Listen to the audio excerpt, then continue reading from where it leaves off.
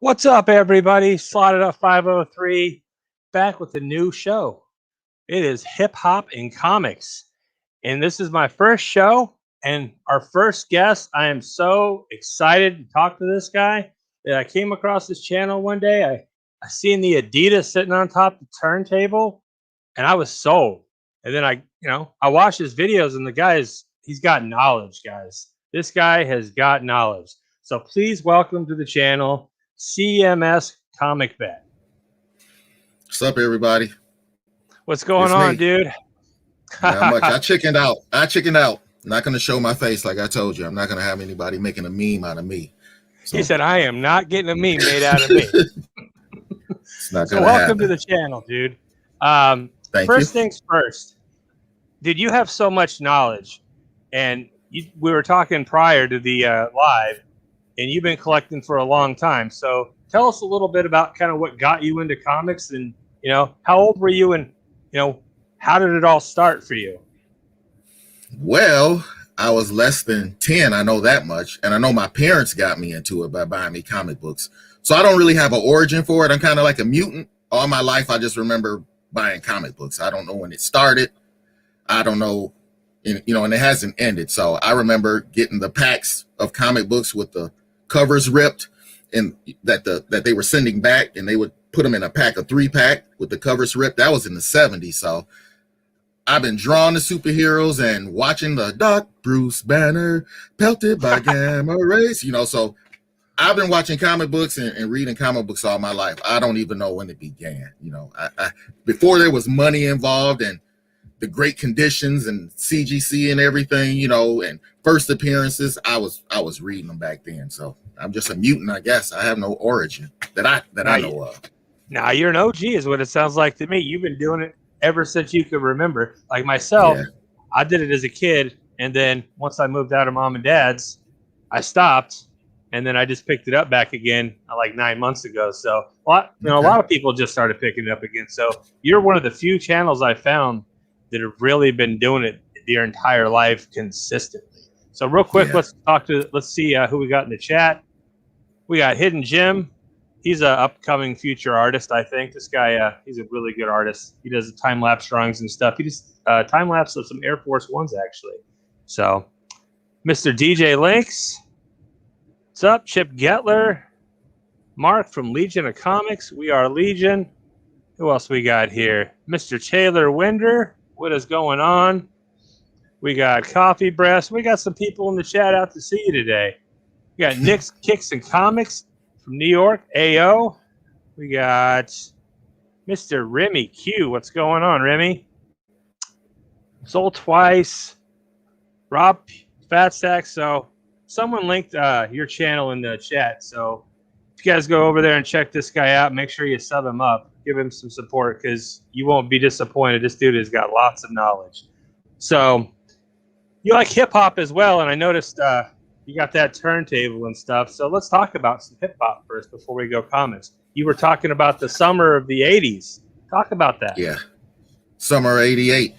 I was buying records before then, but in my opinion, the summer 88, that is the top year of hip hop. That's when all the classics came out from. Like Rob Bass, It Takes Two, to Slick Rick, Children's Story. 88 was what else came out? 88.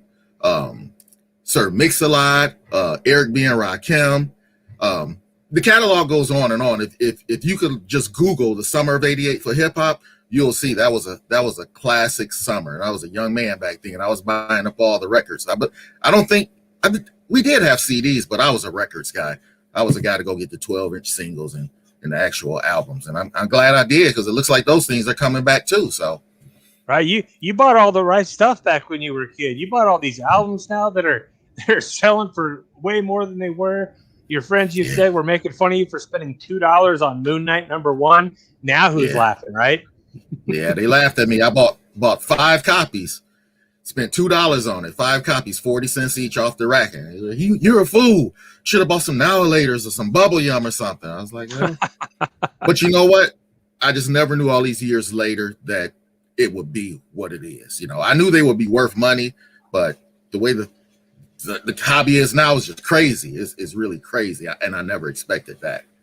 Yeah, and like we were talking earlier too, like myself, now since I've been doing it for, like collecting again for 9 months, I've been looking at getting some of these books, like, like the Hulk 181, the Giant Size X-Men #1. And for me, they're huge investment books, right? And Yeah. you were talking, if you're talking about buying these books now, you're too late. You should have been on that train a long time ago. Like Hulk 181, you said you have like what, 3 of them? Yeah, I sold one. I had 3. I got one graded. I usually grade comic books when I'm gonna sell them, so I got one graded and I sold it. But I have 2 left. You don't sound very happy about selling that one. No, I'm fine with it. I sell the worst condition first, so it was an 8.5. I'm sure my other 2 are at least 9 somethings.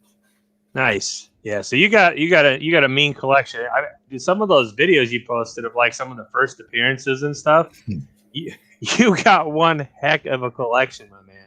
That is for sure. Yeah. Yeah. Very something to be proud of for sure. Very old too. Could not afford it if I was doing it right now. Very old. So, just out of curiosity, what are some of your favorite books? Like, who are some of your favorite heroes? Well, anybody that knows me knows it's Fantastic Four. I know they're not popular now. Fantastic Four has always been my favorite comic book. And I have multiples of those, but I'm only missing 7. And I don't know, the way the industry is now, I may never get those 7. I'm missing number 1 and 2 and number 4, 5, 6, and 7, and I'm missing number 9. So once I get those, that means I have every Fantastic Four book in every volume. But I don't think, the way these prices are going now, I don't think I'm gonna be able to get all of them, and unless I trade away a lot of books that I don't want to trade right now to get. So, but we'll see. But that's my goal, to finish those up. But Fantastic Four, beyond any doubt, that has always been my favorite comic book. Nice. That's a hell of a collection. All runs, all volumes. Yep. Hey. Yep. Yeah, there's some bangers in there, boy. Holy cow. Yeah. So now, what about your favorite rapper? Who's your favorite hip hop artist of all time? I always give credit to Rakim, and the reason is when Eric B. and Rakim came out, he changed the whole style. Everything went from and then a day and then a day, and he changed it to put the real flow in it, the real melodic flow. It's like, dang, he couldn't follow the leader long enough, so I drug him. Like, man, So, I knocked that out, getting excited. But Rakim, and I give credit to the old school. I'm sure there are rappers now that are better than him. Tupac, probably Biggie. More popular guys because the money is in hip hop now. But back then it wasn't really a money thing. It was a thing from the streets and having the best lyrics. So I always I tend to lean towards back in the day, with the hip hoppers. So I'm always going to say the Rakims. And as far as like staying power, LL Cool J, he's been around forever, So I'll always say it's Rakim as far as lyrics. But as far as my favorite, just wanting to be like, and wear the clothes they wore, without a doubt, Run DMC, without a doubt. It was Run DMC. I had my little black hat, my glasses, my Adidas jacket. Without a doubt, it was Run DMC. So nice. Yeah, I'm a huge fan of Run DMC. And I'm a huge fan, like we were talking earlier too, DJ Jazzy Jeff and the Fresh Prince. I'm the rapper, he's the DJ album. That was one of my favorite albums as a kid growing up, hands down. So and like we were talking, the album version had the rapping one, and then the second album was all of DJ Jazzy Jeff's all mixing stuff, which was that was a double album. I used to love record number 2. It was all Jazzy Jeff, the whole record 2. I played the heck out of that one. Yep. DJ Link says we need that echo chamber. Echo chamber. Haven't heard that in a long time. I'm from the old school. I know about the SP, the SP100 drum machine. I never had one. It cost too much, but I had the ASR, the ASR1, the ASR10 keyboard, the sampler. That's what everybody was using in the early 90s. Now everybody uses the Kai MPC, the machine from Native Instruments. So, but I had a tech. Out of all my equipment, I had the CDs. People DJ with CDs now, the CD, Pioneer CDJs or whatever. But out of everything, my Technique 1200 turntables, those have lasted the longest. I've had them. I've never had to put them in the shop. They've never broken.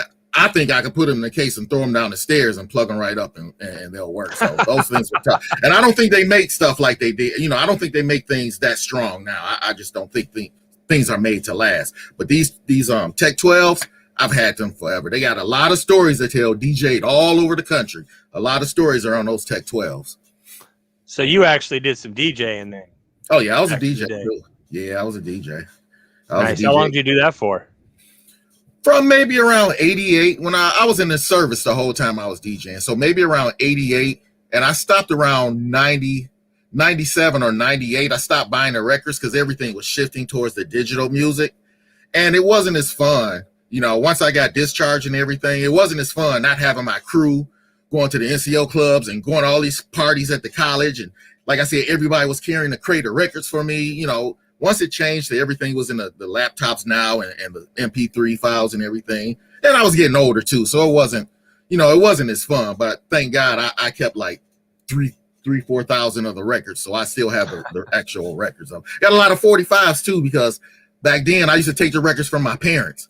So I have a whole collection of Parliament, Funkadelic, original records. I have them in plastics like I do my comic books, but I have all this old school R&B and 45s and things you can't even buy now. I have a bunch of those as well. Nice. Old Curtis Mayfield records and stuff like that. Superfly, got it. Yeah. Got it. Nice. Yep. Heck yeah. So like nowadays, like the videos that I watch of yours, you seem to be like spot on when it comes to spec. Like we were talking, how do you were with this group of guys that you were talking about, and you guys talked about staying ahead of the app. Yeah. Explain what you mean by that. Well, I've been buying comic books forever in multiples and selling them, you know. So I have a bunch of friends that I pretty much grew up with. We read comic books, we know comic books. And when I was in the service, the people, you know, wherever I was stationed, they read comic books. And it's people older than me that I hooked up with that, you know, I know people that bought Giant Size X-Men when it was 50 cents off the rack, you know. So all of us still talking everything, and we were always specking. But now with the with this YouTube, these big YouTube channels, and especially with this app, the game has changed, but it's gotten easier too, because now we don't have to really figure out what's going to be hot, because whatever the app alerts or those big YouTube channel alerts, that's what's going to be hot. So our model is just be ahead of the app. So a lot of times we're sitting on books and we're just waiting for the app to alert so that we could sell, because when that app alerts, that's the time to sell books, not buy. But people always going to have FOMO, and FOMO is going to kick in. I keep knocking this out my ear. FOMO is going to kick in, and people will always go out and buy whatever that app alert. I mean, I've seen things like Moon Girl 28, supposed to be the first appearance of Omnipotentus or whatever. He's supposed to be the Black Winter. Come on, man. But everybody went out and bought it, you know. So it's different, but it's easier now because you have so many people that follow a certain medium, and all it takes is that to go out and Silver Surfer Black. Is this a picture of the Black Winter? You know, that app goes out now. People are buying Silver Surfer Black. So be it, because I had a whole bunch. I sold them all. So thank you. It's real useful to me. Real useful to me. You must have you must have one heck of an LCS too, because I noticed like when you come to your haul videos, you're like, I picked up 9 of these. And I'm like, I try to pick up 2, and my LCS looks at me like nah, there's one per store, buddy. You know, yeah, I spend a lot of money, but yeah, I mean, I'm fair. I want the other customers to get theirs, but what I do is most of my books that you see, I pre-order before FOC, so I can get 35% off. So, for instance, this Iron Fist, I just put out my latest video today, and I have the Iron Fist in there, and it looks like maybe there's going to be a new Iron Fist, kind of like Electric took over Daredevil. So instead of waiting for the day to come out, you know, we're always reading solicits, always putting stories together that we've read. It's so much easier for me to just pre-order them before FOC and save like 35%. That way, when the book comes out, bam, I got mine. I don't have to wait in line. You know, it's simple to get my books the way I want it. I don't have to fight over anything. Bam, I got my books. And that's how I get the majority of my books. I pre-order before FOC because it's the best way to ensure and guarantee you get your books. Yeah. Now, I do go into LCSs and might pick up an extra copy or so because they in my area. I can't walk in a comic book store that they don't know me. You know, I can't walk in the show where they don't know me. So, you know, I want everybody else to get their copy. So I don't just take the whole stack of books. I pretty much pre-order everything I want. And maybe I'll go and buy an incentive or something like that, you know, that they have on the wall. If I didn't pre-order it, a lot of times I'll pre-order it just by ordering 25 of the books so that I can get that 1 in 25 at cover price or under cover price as well. Yeah. And if you guys in the chat aren't watching this man's channel, I mean, I've picked up some books just off of his recommendation, and you know, you seem to know a lot more than a lot of other people. So I'm very happy to absorb this knowledge you got. Like I don't pre-order like you were just talking about. I have my my pull list, you know, and then I go in and I just pick up my pull list. And if there's something, you know, that I heard that maybe I should grab, if it's there, I pick it up. If it's not, I'm, you know, out of luck. So maybe I need to do this whole FOC thing and start pre-ordering books a lot, because I think you and a lot of other people that I've talked to are doing it. Rob in the chat here does it. I'm sure there's a lot of other people in here to do it as well. Well, especially with the way things are going, it works for me. You know, sometimes it works out, sometimes it doesn't. You know, Robin King, the first Robin King, I had 25 of them and the 1 in 25. And, you know, I thought that was going to be the hot book, but it ended up pretty much fizzling. We'll have to put that off and see what happens later with it. But then there's some books like Thor number 5. I order a bunch of them and it blows up. So it's a balance. Sometimes it works out. Sometimes it doesn't. I don't know if I wouldn't say I know more than a lot of people. You know, a lot of it is luck too, to try to study this stuff and say, man, this is coming out. So I don't want anybody to think I'm this big wealth of knowledge, this spec guru, you know. It's nothing like that. I'll just put on my IG or my my YouTube something, hey, you know, this connects with this is what I think, and that, you know, and that's it. So sometimes it works out, sometimes it doesn't. But if it works out one time, that pays for all the times it doesn't work out. 100% for sure. Exactly. I know you saw the my submission to CGC a couple weeks ago, all of something killing the children. So I bought 10 of each number one cover. 10 of each number one cover. So once those get back, I'm straight. Right. You got 10 of every number. So 10 of the A cover, which those are going for like $1,000 a piece, I think, in a 9/8. Yep. So if just one of those. Now the only ones I don't have 10. The only ones I didn't have 10 was the Sanctum. They're exclusive. I had 3 of each of those, but all of the ones as far as the non-store exclusives, yeah, I spent $30 on cover A, 30 on cover B, 30, you know, and just tuck them away. And now is the time to send them into CGC and get graded. So it works sometimes. It works sometimes. It sounds like it. 10 copies. Yeah, that's a book right now that, like, that book's been out, what, a year? A little over a year, and it's already $1,000 book. I mean, this market right now, do you think it's going to be able to sustain the way it is? Do you think these books are going to keep rising? Do you think it's going to fall out? Well, you know what? I don't think about that much, because if it does, it's definitely not going to be my bronze and copper and silver age books. It'll be all this new stuff that people are spending all this money on. So I don't worry about, you know, if the market is going to go on. I still have Fantastic Four doubles of number 48, 49, and number 50. Those aren't going anywhere. So even if this market crashes, I have enough old school books from when I was a kid. I don't really worry about it. Like I say, these new books is pretty much, I buy them so that I could buy other new books. It funds my whole FOC order.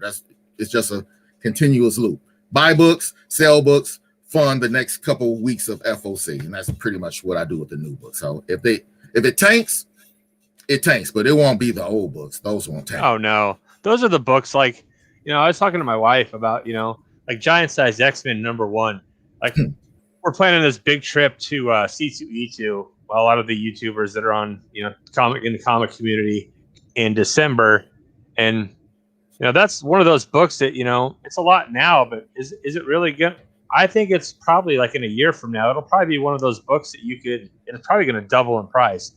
Like I got a Deadpool, the New Mutants '98, right? First appearance of Deadpool. I bought it for less than $200, and I bought it, and the guy said it was a 9.4. I shipped it to CGC. It came back a 9.8. And at the time, I was like, "Damn, this book's a $1,300 book." And I like Deadpool and all, but that's just not one of the books that I didn't think. I wasn't really thinking, honestly. I was like, I'm going to buy some Batman books. I'm going to sell this and buy some Batman books. Right. Well, I sold it for $1,350, and like literally 2 weeks later, it was like $2,800. So yeah, unpredictable. It's crazy. Very unpredictable. And I have a story about that giant size, like you said. I have the complete X-Men run too, as far as the new X-Men from like number 94 all the way through 300. Then I stopped. So I have all of those books. I used to own a giant size number 1, but in 1984, somebody broke in our house when I was younger, and they stole it. I had a bag of comic books. I had them bagged, and I had them each one in a bag in my closet. I guess they just grabbed a bag and they took it. So inside of that, I had it documented was giant size X-Men number 1 and X-Men number 94. So my father was like, "Well, do you want to replace them?" And this is the crazy part. And I was like, "You know what, Dad? Let me just get another X-Men 94.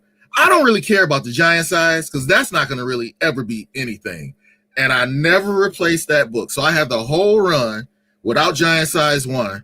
And now that's pretty much the main book. I probably should have replaced that and not the 94. So you just never know. You just never know what's going to happen 30 years later. You never know. Yeah, you that's my miss know. right there. That's a miss. That's not like the Robin King miss either. That's an expensive miss for me, a real expensive miss. Because at the price I probably could, my dad probably could have got it for me in 1984. Was definitely peanuts compared to now. So I still kick myself for that one. Yes. Yeah, I'm looking for like my grails this year. I don't know how big of a Ninja Turtle fan you are, but I'm a huge Ninja Turtles because like you said, like the 80s, right? In 85, that was like a big thing for me. I'm looking for a TMNT number 1. I'm not going to be able to afford a first print, obviously. Probably not even a second print, but I'll be happy with the third print. Is there like a grail in particular that you're hunting on? Fantastic Four number 1. I think we already hit on that. Oh, that's right. So I have a lot of grails, and one day maybe I'll show some of them. I have a lot of grails, but these grails would be grails for a lot of people. They're just not my grail. My grail is at FF number 1, and I hope I could get it one day. I hope so. But like I said earlier, the way these prices are going, I don't know. And I don't know, I'm gonna have to trade something to get it. So, but that's my grail, FF number 1. If I could get that, I'd be happy. Yeah, that's a hell of a book. Wow. Yeah. I'm a TMNT number 1 and then ASM 129, which I'm sure you probably got like 12 of. So go ahead and break my heart and tell me. Yeah, I don't have 12. I had 2. I just sold 1. One was a Mark Jeweler. So I got 1 left. One was a Mark Jeweler. Dang. Yeah. Yeah, it was a 8.5. I put it on my Instagram when I got it back and I sold it. So yeah. Nice. Yeah, that's one I think is going to go up too. Once they bring the Punisher into the MCU, that book's going to go up. That's one of those books too that I think I really need to get before it's like triple what it is now, which without a doubt. And like I say, those are blue chips. That's what I tell a lot of people. Those are books that's not going to go down. So those are always the safe investments. You're taking a chance on the newer books. Something Killing the Children, that was just a big chance that worked out. But a lot of those older books, blue chips. Yeah, Something That's Killing the Children is crazy, isn't it? The way it just took off. I mean, it's a great book too. You've read it. I take it. Yeah. Is there a book out right now? One of the newer books that you would tell us that maybe we should be on that you think is going to be maybe possibly the next big thing? Not as far as like a series. You read what you like, because what you guys like is going to be different what I like. But I just read a lot of books. I don't have one in particular that I could say I think is going to be hot. And I'm thinking not as a series. I could tell you a book, like the Iron Fist. I could think that might be hot, but I don't have a series. Hey, you guys jump on this because it might be hot, because the big YouTube channels are going to handle that, and the app, they're going to handle that. They're going to tell you guys what everybody likes, and people are going to go to what they say. So I don't really have anything to suggest as far as a whole series or a run. I don't have any suggestions like that. So let's go back to hip hop. So who would you say, this is a question I like to ask people that are into hip hop. Who would you say is the most overrated rapper? Overrated? Overrated. Vanilla Ice. How about Vanilla that? Ice, you said. I would say Vanilla Ice. Vanilla Ice. Man. Ninja Rap? Come on now. Ninja Rap was my jam. No, I can't. Vanilla, I can't even lie because I used to play it. I still have the record. You know, it was like one of those things. He was real popular. Everybody wanted you to play it. Then when the country didn't like him anymore, then you get booed for playing it. So, but yeah, I would say Vanilla Ice. But you know, people said MC Hammer was overrated, and you know, other people like that. But when you sell 10 million records, money talks. Right. You know, you're not overrated. So to me, you know, I don't really know. You make a lot of money. There's no overrated guy because you had to sell the record. So if you've made it, if you've made it, even Vanilla Ice, you know, I'm just playing. If you've made it and you sold all those records, you can't call it being a fraud. You know, it just, a lot of people had to like it for you to do what you did. So I don't know. I don't know if there's anybody really overrated that's mainstream and made it, because how can you be mainstream and made it and be overrated? I don't know. I don't know how that works. Oh, that's well said, actually. That's a great answer. So as far as go back to comic books, like what are some of the let's see. I kind of had a brain fart. Hold on a second. What are some I'm getting old. What are some of the books like? What are some of your babies? Like what are, other than your Fantastic Four, do you have some that like maybe you have memories of picking up, or you know, stories to tell about you remember when you bought them? I remember Secret Wars number 8. I remember I was a teenager, and I remember I went and bought 8 of them. I bought 8 of them. I was with my cousin, and I told my cousin he should buy 8. I said, this book is gonna blow up. I remember buying that. I remember the Thor 337. I remember how hard it was to get that back in 1983. I remember when Spider-Man 252, when he came out with that black costume. Yep. I remember buying all those books. I remember buying back then my favorite artist was like John Byrne, because he had just come off that Avengers run. He used to write Alpha Flight. And back then in the 80s, in the early 80s, that was my favorite book, John Byrne's Alpha Flight. And I remember Alpha Flight number 12, when Vindicator died. That just broke my heart, you know. So I remember buying that book and reading that. But Alpha Flight was good. Alpha Flight was underrated, I thought. You know, like Puck and Squatch, and that was a great team, I thought. And like I had a buddy back when I was young too that used to make fun of me. You know, you like Alpha Flight? They're like the generic Avengers, but I love those books. Yep. So I remember buying those, but there's not one in particular that I can remember that I bought, and it was like, oh wow, you know. I just remember when the Dark Knight, Batman, the Dark Knight came out in '86.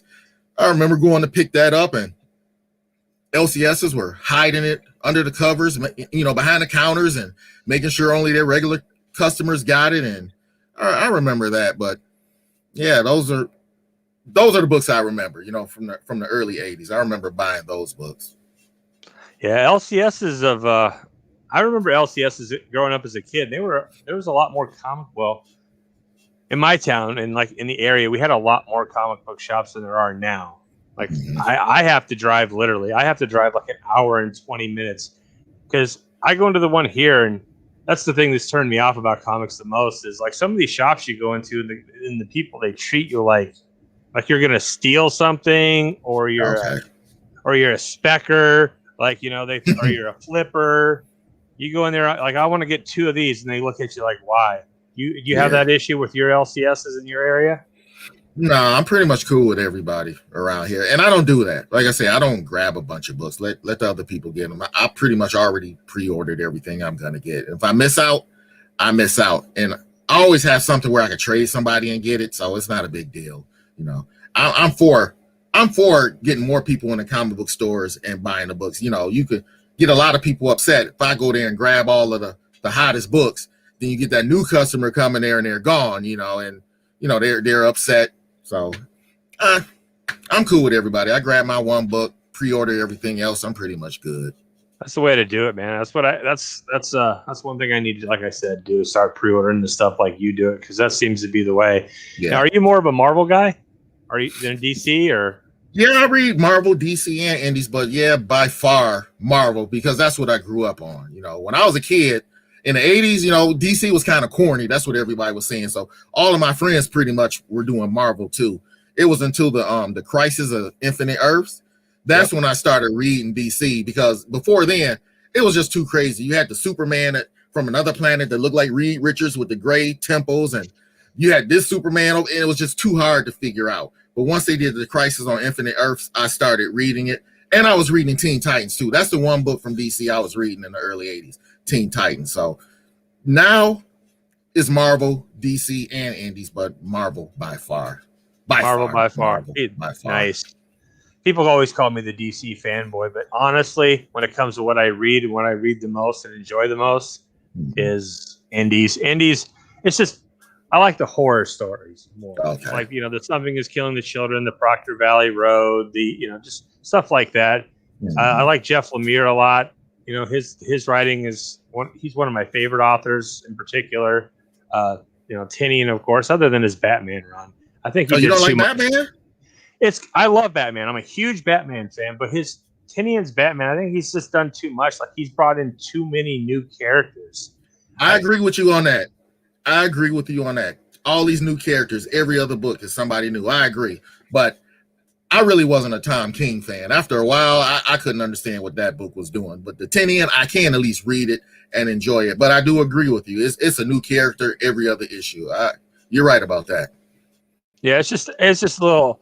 I mean, the rogue gallery for the Bat family is big enough as it is. Like, I mean, why introduce some of these characters that we don't really need? Why don't we tell some more stories about some characters like that don't get the spotlight so much, like Killer Croc, or there's a lot. There's some cool stuff that you could tell about those. Make some little short mini series or something about those characters instead of bringing these new ones that we know aren't going to stick. Right? I mean, really, Clown Hunter and Ghostmaker.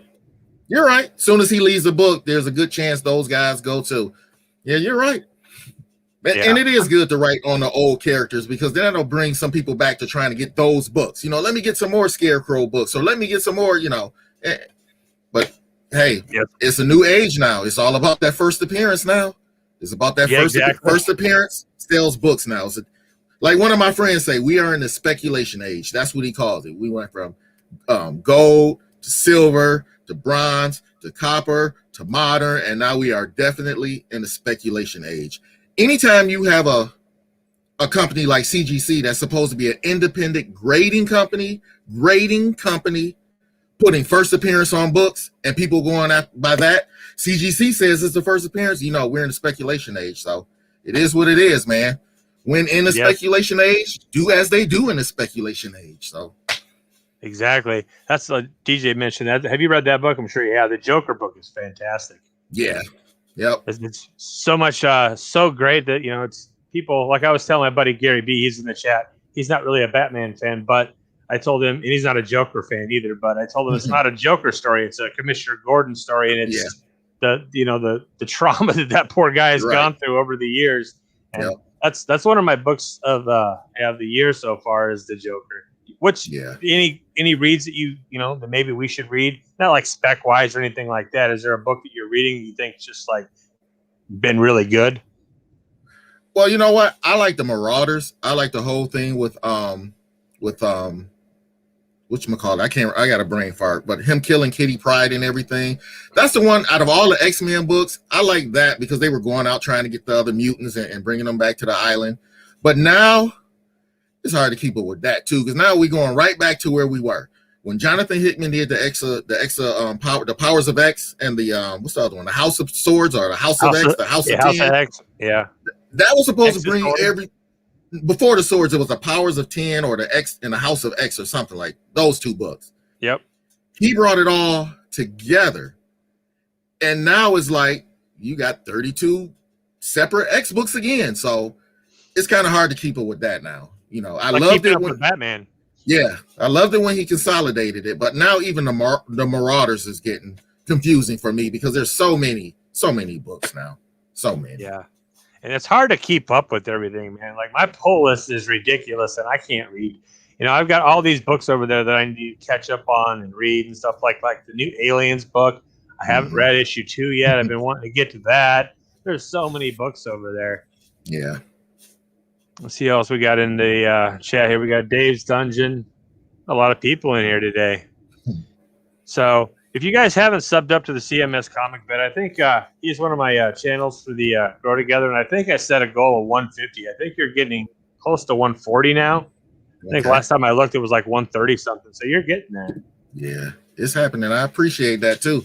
Say I wasn't expecting any of this. Like I said, I'm even surprised. We've been on what 36 minutes. And I'm really surprised because I don't have content like you guys. You know, I do 1 3 to 8 minute video a week, and that's it. You know, I can't talk like you guys and have so much to say and just have this content to keep people interested. So this is shocking to me that I even lasted this long talking because I don't do this type of thing. 3 to 8 minutes and I'm out usually. So Dude, you're doing great, man.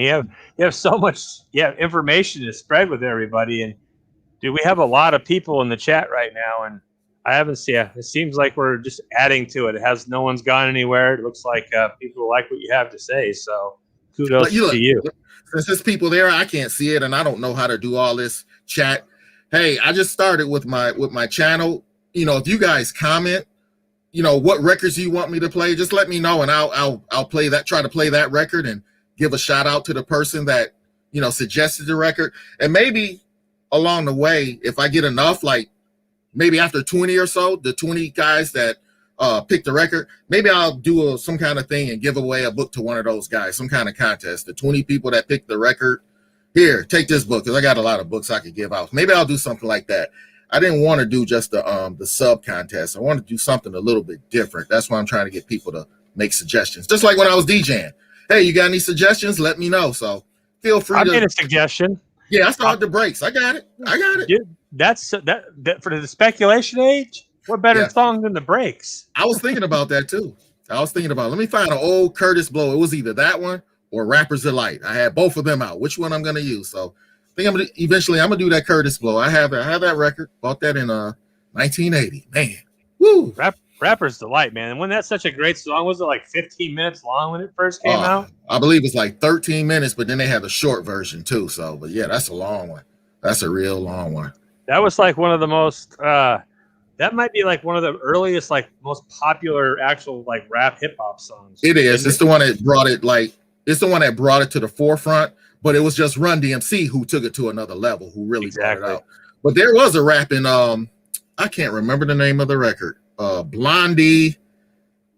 It was called King something. Blondie, they had a little rap in her record before she did Rapture with Fat Five Freddy. You know, she did something. But then the Sugar Hill Gang, they came out, and that's what really put rap on the map. But my boys, Run DMC, they took it to another level. And from there, we're here now. I know, right? Yep. Now I feel old because I tell my kid the rap music that he listens to. He's like, Dad, I think my first rap concert that I took my son to, he wanted to go see Logic. I don't know if you're familiar with Logic or not, but he's like this new rap kid that like all the teens are big on. And I took him to the concert, and honestly, the music was not that great. But I'll tell you this: in the concert, he gave away 2. What are the Nintendo Switches? He gave away 2 Nintendo Switches to 2 kids that were like, I don't know, 12, 13 years old. He like brought them up on the stage and gave them these gift cards basically to go buy their Switches. So I thought that was pretty cool. But that's cool. Well, my first concert was it was the Beastie Boys, Run DMC, LL Cool J, Houdini, and maybe the Fat Boys. But you know what? Ooh, the Fat Boys. Yeah, nice. the Fat Boys. It's generational, you know, because the same way I tell my kids, this rap that you listen to is garbage, it's not music. It is. It's the same thing my parents told me. And just think about this. When I was a kid, everybody like the Fat Boys, beatboxing. And my parents are like, how do you listen to this garbage? But to us, it was music. They didn't understand it. But you couldn't tell me in 1984 that beatboxing wasn't music. So it's just generational. Now their music, I'm the same thing telling my son, you listen to that. Listen to the voice. Why does the voice sound like a robot on every song? Every rapper sounds like a robot, but it is what it is, man. Times change. I agree, DJ. Logic is trash. But you know, that was for my son. To me, that was like for him. I mean, it's the equivalent of me asking my dad, "Hey, Dad, can you take me to go see, Fresh Prince and Jazzy Jeff?" And that was like my jam at his age. So right. It was cool for him. And I got him a sweater. I got him all kinds of stuff. It was an expensive ass concert, let me tell you. And it was a lot of noise as far as I'm concerned. But just like you said, our parents used to yell at us all the time, turn that crap down. That ain't music. So everybody goes through that. I know, especially when I played the Fat Boys. I'm telling you, my parents were not having that. No aunts, no uncles. What is this garbage? But to us, shoot, man, you be walking in school, somebody by the locker beatbox, and the whole school congregate around them just to listen to them beatbox. So it is what it is, man. It is what it is. Did you break dance at all? Were you a break dancer? Nah, I tried, but no, that wasn't me. I had a couple of cardboard boxes out there and couldn't spin. Couldn't get around more than 1.5 times. Couldn't get that spin right, so I gave that up. I did a lot of graffiti though, not painting on walls, but drawing on jackets and cardboard and everything like that. But I couldn't get that break dancing done. That's it. Couldn't get it. You mentioned you draw, so Yeah. Did you design your logo? Just curious. Yeah, I drew these letters, these like graffiti like letters. Yeah, I drew that. So can you draw like superheroes and stuff like that and all that? Yeah, that's what I started drawing. I remember being in kindergarten, charging the kids to draw Spider-Man masks, draw the Spider-Man and cutting it out. That's how I started drawing. I started drawing superheroes. When I was a boy, I would get the comic books my parents bought me and draw the actual picture. Look at the book and try to draw that picture. So that's how I started drawing. So I can still draw to this day. I can still draw superheroes and graffiti and letters and everything. I can still do that. So wow, that's a whole nother angle there that I did not know you had the skills to do. So that's another video you could do. Show us some of your art one of these Maybe days. I'll do that. Yeah, show something I drew. I bet you got some killer stuff. Look, I got some comic books from 1981 that I drew. Superheroes I invented. So I still got them. They're funny now and it's corny now, but I still got those comic books, So maybe one day I will show something like that. Show some of my art, some of my jerseys I drew, and some of my blue jeans that I painted. I kept some of them from the 90s that I did. Maybe I'll show something like that. We'll see. I see. These little 8-minute videos you do. It sounds like you got a biggie. Biggie's like, show some of those bangers one of these days. Okay. Yeah, maybe I'll do something like that. You got some. You got lots of content to show, man. And it sounds like a lot of people want to see it. And like your friends were telling you, you wait. One of these days, someone's going to ask you to be on their channel. Unfortunately for you, it was me. It wasn't nobody big or anything like that.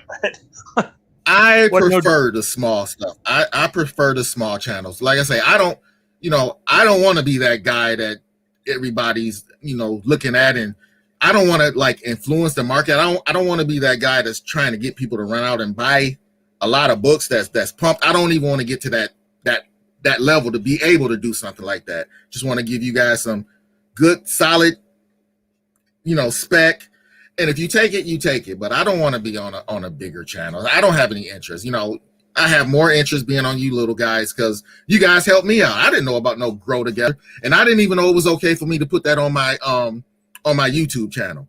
I just gave a shout out to them, and next thing I know, I was on your channel under Grow Together. I was like, okay, that's nice. So I could be one of the little Grow Together guys. So I'm fine with that. I'm never gonna be monetized. I'm never gonna make any money on my channel because I'm always gonna use other people's music.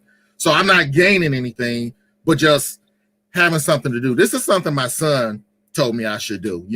Once the COVID kicked in, there were no more conventions and all that stuff. You know, he said, I need something to do. You know, Dad, you got thousands and thousands of records and thousands of comic books. You know what to buy. You know, you got all these old books you can show. Why don't you just do a channel? So he helped me do the channel, the first two, you know, with the editing and everything. And then I enjoyed it. He gave me something to do, and now I pretty much do it every week just for fun. It just gives me something to do. That's it. Isn't it? So it gives us that. It gives, like, me and my buddies always talk about. That's part of my life that I didn't really know that was missing.